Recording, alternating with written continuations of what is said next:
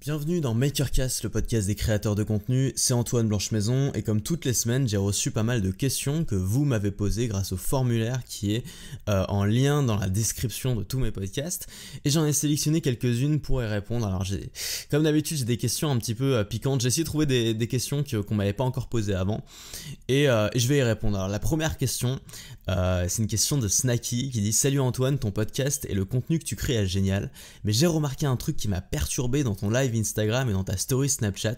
Pourquoi as-tu arrêté de porter des t-shirts noirs comme tu l'avais dit il y a un an? Est-ce que c'est parce que tu es retourné au Canada ?»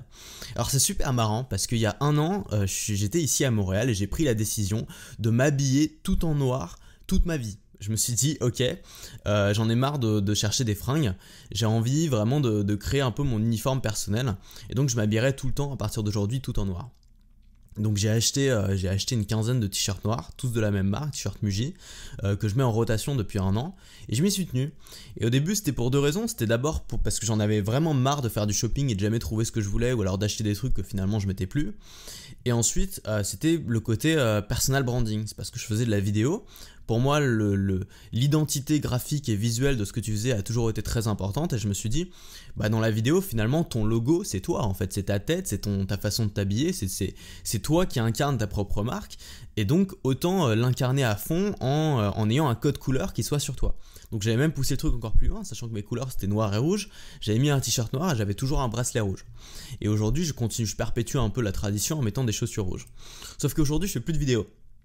Donc ça sert plus à grand chose, c'est-à-dire que plus personne me voit, tu vois, à part sur les photos que je publie sur Facebook, plus personne me voit, donc ça sert pas à grand chose d'être toujours habillé en noir. Mais simplement j'ai gardé le truc parce que je me suis habitué, j'ai mes t-shirts noirs, j'ai mes pantalons noirs, j'ai tous mes habits noirs, tu vois, et finalement c'est devenu une facilité, je passe plus des heures à faire du shopping et j'ai vraiment gagné en liberté, c'est-à-dire que tous les matins j'ai plus à me poser la question comment je vais m'habiller, j'ai juste ma penderie avec 15 t-shirts noirs, exactement comme Donald Duck, tu vois, qui a ses 15 uniformes exactement pareil, je mets mon t-shirt et puis c'est bon, tu vois, j'ai pas à réfléchir et c'est une vraie liberté mentale, je trouve. Sachant que moi j'aime bien quand c'est sobre et quand c'est simple, j'ai jamais cherché à m'habiller de manière sophistiquée, mais j'ai pas non plus envie d'être habillé comme un sac, tu vois. Donc le t-shirt noir c'est une solution. Le noir c'est une couleur qui passe partout, qui est à la fois classe, tu peux rentrer dans les dîners et dans les soirées avec, et en même temps tu peux la mettre n'importe où, dans le désert, dans la jungle, enfin tu vois, personne tu vas pas paraître bizarre, donc c'est vraiment une couleur universelle, c'est une couleur qui m'allait bien je trouvais, donc j'ai décidé de passer là-dessus. Et puis là j'avais un peu, je me suis dit allez, on va faire le foufou, on va sortir le t-shirt blanc tu vois, pour 2-3 snaps et Instagram live, et j'ai eu plein de retours de gens qui m'ont dit ah là là mais t'as fait quoi tes t-shirts noirs, ça y est c'est fini et tout, qui ont vu un super sens à ça alors que c'était pas du tout, tu vois, c'est juste de temps en temps je mets un t-shirt blanc quand il fait beau pour changer, tu vois, mais plein de gens qui ont cru que c'était un grand sens et en fait je me suis aperçu qu'il y avait plein de gens qui l'avaient remarqué que je m'habillais toujours en noir alors que je pensais que personne n'en avait rien à faire et que personne l'avait vu. Donc finalement la leçon qu'on peut tirer de cette histoire c'est, première chose, c'est super d'avoir son uniforme personnel, ça t'offre une liberté géniale et puis t'es plus dépendant des modes, t'es plus toujours en train d'essayer de prendre le dernier truc que tout le monde met. Tu prends un peu ton indépendance là-dessus et ça c'est vraiment cool. Et le deuxième truc c'est que ça sert quand même, si tu fais de la vidéo, si tu veux vraiment développer un branding fort, de le créer aussi sur toi. Alors ça peut être dans les vêtements, ça peut être aussi de te laisser pousser la barbe par exemple, alors moi j'ai essayé, ça n'a pas trop marché. Ça peut être aussi, je sais pas, te mettre les cheveux longs avec une couette, voilà, te faire un look de métalleux ou je sais pas, mais ça peut vraiment passer par là aussi ton branding, parce qu'il faut pas oublier finalement, ton apparence c'est ton logo quand tu es sur YouTube.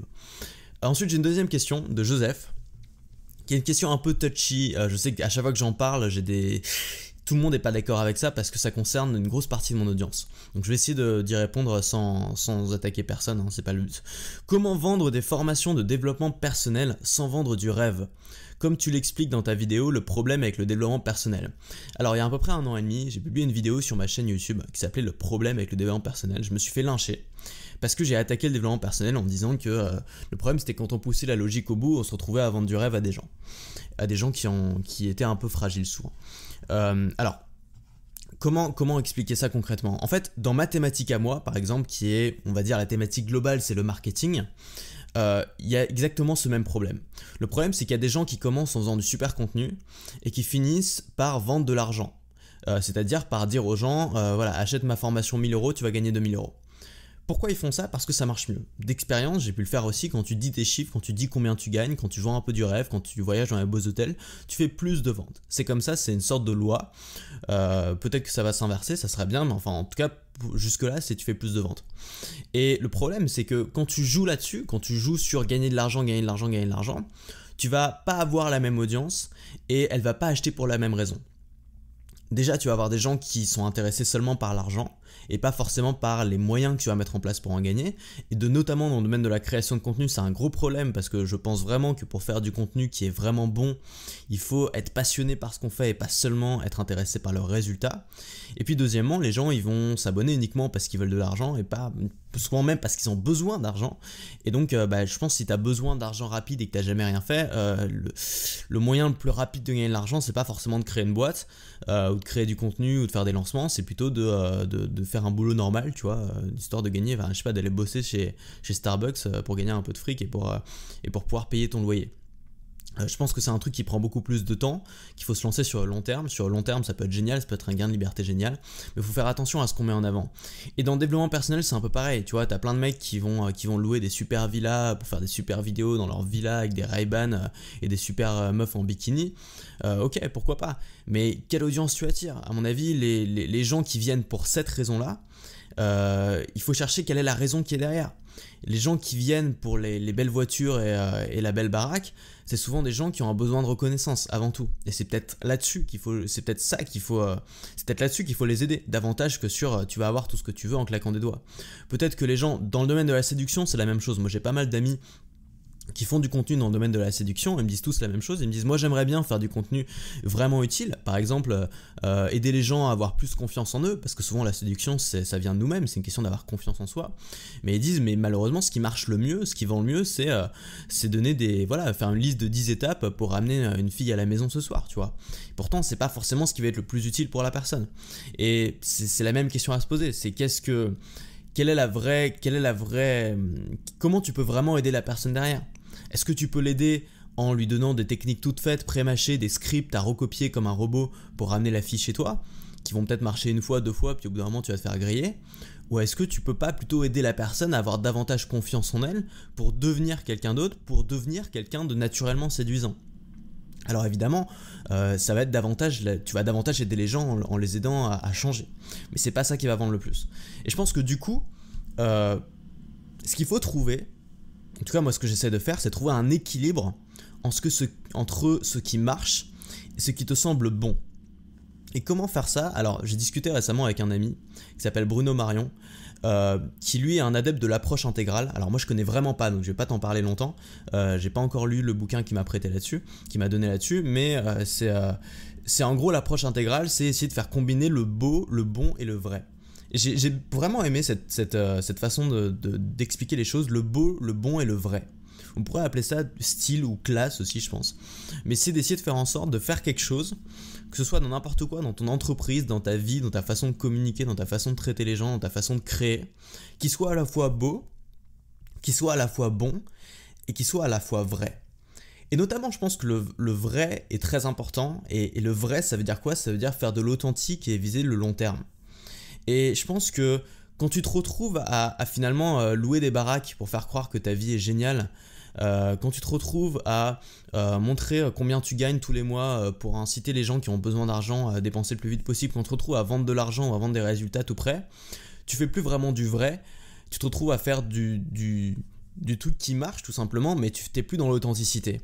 Et je pense que c'est un problème, parce que même pour soi-même en fait, parce que est-ce que c'est agréable de travailler dans ces conditions-là? Est-ce que c'est agréable de travailler en ayant l'impression d'être un imposteur? Est-ce que c'est agréable de travailler en ayant l'impression finalement de juste donner aux gens ce qu'ils veulent, mais quelque chose qui ne fonctionne pas, qui va pas vraiment marcher, ou qui va pas marcher sur le long terme, ou qui va pas leur apporter des vrais résultats qui vont vraiment les aider? Donc pour moi c'est important d'essayer de me poser la question, est-ce que ce que je fais est beau, est bon et est vrai? Et c'est un filtre que tu peux passer pour savoir si ce que tu fais va te plaire et va durer. Voilà, donc c'est tout ce que je peux dire là-dessus. J'espère que je me suis mis personne à dos en disant ça. Je vise personne du doigt, chacun fait ce qu'il veut, tu vois. Mais moi en tout cas c'est comme ça que j'essaie de travailler, et je trouve ça beaucoup plus agréable de travailler là-dessus, surtout quand tu as une vision long terme. Et plus agréable encore que gagner de l'argent, tu vois. L'argent c'est assez vite... Tu vois, l'argent c'est assez vite limité, quoi. Il y a quand même d'autres choses dans la vie. Même si je suis pas du tout en train de cracher sur l'argent, pouvoir vivre de sa passion, c'est quand même un privilège énorme. Ensuite, j'ai une autre question de Snacky. Salut Antoine, pour créer une formation, j'aimerais commencer par faire un lancement, un autre produit moins cher pour tester, qu'en penses-tu? Est-ce que c'est vraiment utile ou vaut-il mieux lancer directement une grosse formation? Donc en gros, la question que tu me poses, c'est t'envisages de lancer une grosse formation et tu te demandes s'il ne faut pas lancer une petite formation avant finalement pour préparer le terrain. Moi, je pense qu'il y a deux cas. Il y a déjà le cas où tu as du trafic froid et le cas où tu as du trafic chaud. C'est quoi la différence? C'est que le trafic froid, c'est du trafic qui ne te connaît pas, et le trafic chaud, c'est du trafic que tu connais, un peu que tu travailles au corps, si tu veux, depuis des mois. Des gens qui écoutent ton contenu régulièrement. Moi, je travaille avec du trafic chaud, c'est-à-dire que mon but, c'est pas de prendre des gens qui me connaissent pas et de leur vendre tout de suite un produit. Le but, c'est de me faire connaître, de faire connaître mon contenu, que les gens suivent mon contenu pendant un moment, et si ça leur plaît, qu'ils achètent une formation. Quand tu traites avec du trafic froid, c'est très différent. C'est pour ça qu'on a inventé le tunnel de vente. Le tunnel de vente, ça consiste à envoyer plein de vidéos pendant plusieurs jours de manière à convertir le trafic, à chauffer le trafic justement pour ensuite pouvoir vendre une formation. T'as moins besoin de faire ça si t'as des gens qui te connaissent vraiment, avec qui tu travailles depuis longtemps. Moi, c'est comme ça que je travaille, mais voilà, tu peux aussi travailler avec des tunnels de vente pour le trafic froid. Maintenant, un truc que tu peux faire si t'as un produit vraiment très cher à vendre, c'est commencer par un produit d'appel. L'intérêt de faire un produit d'appel, c'est que ça utilise un levier psychologique qui est l'engagement, on peut aussi appeler ça la technique du pied dans la porte, qui est que quand les gens ont commencé à s'engager dans une action, il y a de fortes chances qu'ils continuent, qu'ils aillent plus loin dans cette action. Autrement dit, si quelqu'un achète un petit produit, même pour quelques euros, même pour que dalle, bah il va plus se mettre dans le mindset où il va se dire « Ok, c'est ok d'acheter des produits à cette personne-là, j'ai déjà fait. Je suis dans cette démarche-là. » Donc tu peux très bien faire un petit produit d'appel, pas très cher, avec dedans une info bluffante, vraiment quelque chose qui va lui retourner le cerveau. Le mec va se dire waouh, putain, c'est pas de la merde ce qu'il dit, mais un contenu court, qui reste court pour vraiment que ça fasse contraste avec ton contenu long. Donc info bluffante, mais contenu court. Et ensuite, à la fin de ce contenu, tu vas dire voilà, moi j'ai un vrai produit à te proposer. Ce que tu as vu là, c'était qu'un aperçu, c'était juste une petite partie. Moi, ce que je te propose maintenant, si tu as envie d'aller plus loin, c'est d'essayer le vrai produit qui lui est en 26 parties, tu vois, où on va vraiment aller au fond et tu vas vraiment avoir ces résultats-là. Et là, ça sera sûrement plus facile en effet pour proposer ton produit plus cher. Alors évidemment, ça demande plus de temps, mais sur le long terme, ça peut être vraiment efficace de faire ça, d'avoir plusieurs gammes de produits, un produit d'appel. Par exemple, chez Apple, tu vois, bon, alors, c'est plus le cas maintenant parce que l'iPod se vend plus, mais pendant longtemps, l'iPod était le produit d'appel pour l'iPhone, par exemple. Il y a beaucoup de gens qui ont découvert l'univers Apple grâce à l'iPod parce que c'était un produit qui était pas cher. Voilà, donc c'est. Et une fois que tu es rentré dans l'univers Apple, bah, finalement, toi, soit tu es séduit, soit tu l'es pas, mais si tu es séduit, tu vas avoir tendance à continuer, tu vois. Ou alors les gens qui ont commencé par l'iPhone et qui ont fini par acheter un Mac, ça aussi c'est très fréquent. Moi c'était mon cas. Avant j'étais sous PC, j'ai eu un iPhone, je suis entré dans l'univers Apple, j'ai commencé à entrer mes contacts chez Apple, à avoir mes messageries chez Apple, à avoir tout chez Apple. Et évidemment pour moi ça faisait beaucoup plus sens ensuite d'acheter un Mac que de racheter un Windows. Donc d'où l'intérêt aussi d'avoir un vrai univers, un univers cohérent.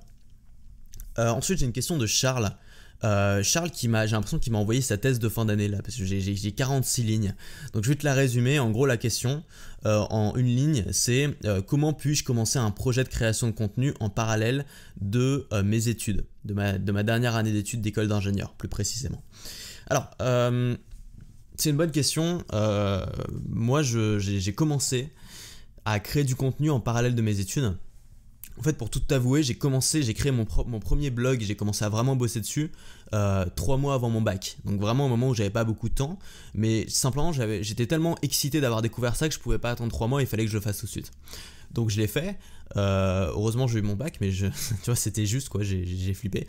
Et puis j'ai continué pendant mes études, alors après à plus ou moins grosse intensité, il y a des années où j'ai quasiment rien foutu, des années où j'ai plus publié.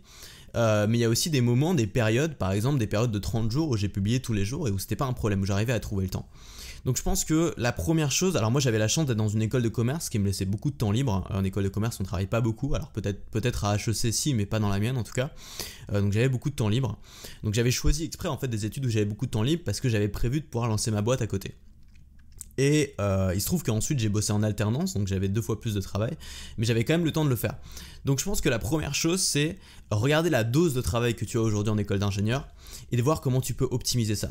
La plupart des élèves à l'école étalent leur temps, étalent leur travail sur le temps qu'ils ont. Ça veut dire que leur vie c'est leur école, et je trouve ça dommage, vraiment, mais leur vie c'est leur école, et donc ils vont étaler tout le travail qu'ils ont à faire sur leur temps libre. Et ils vont toujours dire ouais, j'ai pas le temps, j'ai encore ça à faire, ça à faire. Mais honnêtement, je pense que tu peux vraiment optimiser. On parle beaucoup de techniques de productivité dans mes vidéos, dans ce podcast. C'est des techniques que tu peux aussi appliquer à tes études. D'ailleurs, je t'invite à aller écouter, à aller regarder une de mes vidéos que j'ai fait il y a un an. Qui est 5 techniques pour réviser au dernier moment, qui donne plein de techniques justement pour aller très très vite, pour réviser très très vite. Ça m'a sauvé la vie moi pour avoir mon bac. Donc voilà, cette vidéo elle a explosé en plus récemment, ça doit être la vidéo la plus vue de ma chaîne maintenant. Donc tu peux aller voir ma chaîne YouTube, Antoine BM, tu classes par vidéo les plus vues et c'est la première. Donc voilà, donc je pense que vraiment la première chose c'est d'optimiser ton travail scolaire pour pouvoir le faire en un minimum de temps possible. Ensuite, aménager du temps pour ta priorité numéro 2. Par exemple, 1 heure par jour. Est-ce que tu peux trouver 1 heure par jour pour travailler sur ton projet d'entreprise ou sur ta création de contenu ? Je pense que c'est possible. Ça peut être le matin, ça peut être se lever 1 heure plus tôt tous les matins. Alors je sais que c'est chiant dit comme ça, mais il suffit de se coucher 1 heure plus tôt. Ensuite, travailler beaucoup pendant 1 an. Donc c'est ta dernière année, sûrement l'année où tu auras le plus de travail au niveau de ton école. Donc optimiser ce travail-là. À côté, travailler sur ton projet à raison de 1 heure par jour par exemple. Alors si t'as vraiment pas 1 heure par jour, 3 heures par semaine, ce serait vraiment bien déjà. Travailler beaucoup pendant cette année et à la fin de l'année tu fais ton choix. Et c'est ça qui est bien en fait, c'est pour ça que c'est bien de lancer son truc pendant ses études. C'est parce que souvent à la fin de ses études, on n'a pas le choix. Justement, on a que cette compétence là, on est obligé de trouver un stage le plus vite possible, ou trouver un job, ou trouver un revenu, parce que voilà on se retrouve, on n'a plus rien à faire. Alors que si pendant tes études tu as lancé ton projet, tu vas te retrouver à la fin où tu as peut-être ton projet qui va marcher, tu vas peut-être commencer à gagner ta vie avec, à côté tu as tes études et donc tu auras un vrai choix. Tu pourras dire est-ce que je continue sur ce projet, je le pousse à fond, c'est le choix que j'ai fait moi au milieu de mes études, ou soit tu dis c'est ce projet il me passionne pas tant que ça, je cherche un boulot. Donc ça c'est intéressant parce que tu limites les risques et tu te laisses le choix. Voilà, c'est le meilleur conseil que je peux te donner, basé sur mon expérience. Ensuite peut-être qu'à toi ça s'applique différemment. Ensuite j'ai une question de Julia qui me dit « Salut Antoine, tout d'abord merci pour tes podcasts de qualité que tu nous proposes, de rien. Voici ma question, est-il possible de vendre un produit lorsqu'on possède une chaîne gaming et news, donc divertissante et instructive, qui comporte un public plutôt jeune ? Pas nécessairement pour en vivre, mais pour pouvoir en faire une complémentarité de revenus ou quelques euros passivement destinés à l'amélioration de mon contenu. Encore bravo pour ton travail. » Alors, il y a un truc qui doit vraiment être clarifié sur la création de contenu, je devrais le répéter tous les jours. C'est que le divertissement, c'est un business de volume et le conseil, c'est un business de valeur. Si tu veux gagner ta vie en vendant des formations, c'est dans le conseil, c'est dans un business de valeur. Les formations, c'est un business de valeur. Pour gagner sa vie avec un business de volume, tu as plusieurs choix. Dans la thématique du gaming, tu peux utiliser les dons, si les gens sont prêts à faire des dons. Tu peux le faire sur Tipeee par exemple, mais bon, ça rapporte pas grand chose. Tu peux faire du live sur YouTube Gaming par exemple, ou sur Twitch. Je crois qu'on peut envoyer des dons directement pendant le live, ça marche bien. Et tu peux faire de la publicité ou du sponsoring. Mais en gros, ça s'arrête là, parce que tu fais un business de volume que les gens n'ont pas un vrai besoin quand ils viennent voir ta chaîne. Ensuite, tu dis que t'es dans la thématique gaming et news, donc divertissante et instructive. Instructive, pour moi, ça veut dire divertissant, c'est la même chose. C'est-à-dire que quand on va sur un site d'actualité, c'est pas pour apprendre une compétence, c'est pour se divertir. C'est parce qu'on a envie d'avoir des informations, donc c'est pour satisfaire le même besoin que le divertissement. Il y a des gens qui se divertissent en allant, en allant jouer à un jeu vidéo, d'autres qui se divertissent en allant sur lemonde.fr, c'est juste un genre de divertissement différent, mais c'est du divertissement aussi, donc ça reste du business de volume.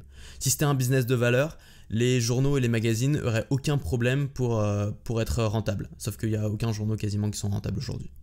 Donc c'est du divertissement aussi. Donc tu es clairement dans une thématique divertissement. Si tu veux gagner ta vie avec, il va falloir que tu aies beaucoup de volume, beaucoup de gens. Tu vas pouvoir faire des dons, des lives, de la publicité, ça peut marcher, mais il va falloir que tu aies beaucoup de gens.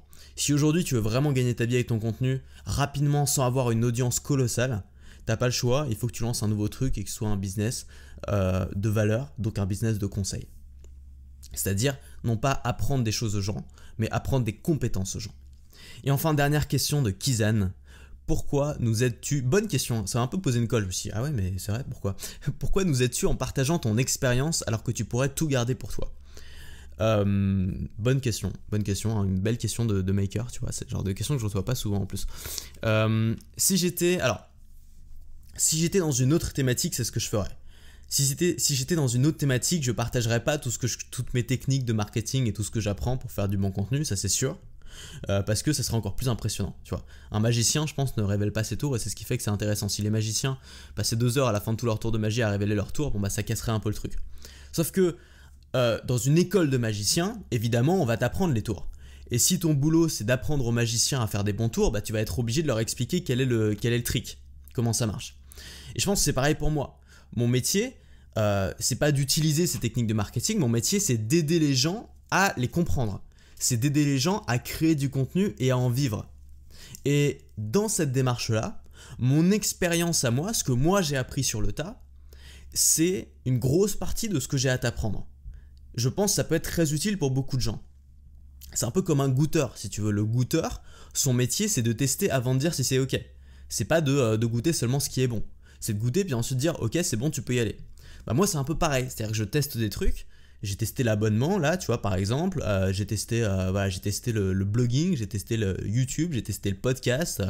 J'ai tout testé. J'ai fait des trucs sur Instagram, j'ai fait des lives sur Facebook tous les jours pendant plusieurs mois. J'ai fait des stories sur Snapchat. J'ai vraiment testé beaucoup de choses. Alors j'ai encore plein de trucs à tester. Et puis ce que je fais dans mes contenus et dans mes formations, c'est que je te dis ok, ça marche, ça marche pas. Ça j'ai continué, ça peut marcher dans tel ou tel domaine, ça va pas marcher pour moi mais ça peut peut-être marcher pour toi. Bref, j'expérimente les choses et je te donne les résultats. Et je pense que c'est ce qui fait une partie de la valeur de ma chaîne. Si je te disais simplement des techniques que j'avais lues dans des bouquins, bon bah tu pourrais lire ces mêmes bouquins, tu aurais la même chose. Ce qui fait que ma chaîne est unique par rapport à d'autres chaînes, c'est que je te raconte aussi mon expérience et des choses que j'ai testées. Donc en fait, partager mon expérience, ça fait partie de mon boulot. Et je pense que ça fait partie de la raison pour laquelle tu écoutes ce podcast. Et donc c'est capital, c'est super important. Donc je vais pas m'arrêter de le faire. Voilà, je vais m'arrêter là parce qu'on est déjà à plus de 20 minutes de podcast. J'espère que ça t'a plu, que j'ai bien pu répondre à vos questions. Si tu as d'autres questions à me poser, t'hésites pas, tu as un lien qui est dans la description.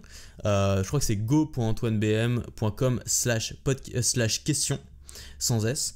Et tu m'envoies la question que tu veux et j'y répondrai probablement dans un prochain podcast. Alors j'ai reçu pas mal de questions qu'on m'avait déjà posées avant, c'est pour ça que j'ai pas répondu. Donc si j'ai pas répondu à ta question, c'est probablement que j'ai déjà répondu dans une ancienne FAQ. Donc tu peux aller écouter les anciennes FAQ. Donc t'évites de me poser les questions que j'ai déjà reçues, et c'est peut-être de trouver des questions plus créatives. Et puis si j'ai des bonnes questions, j'y répondrai si ça peut aider un maximum de gens.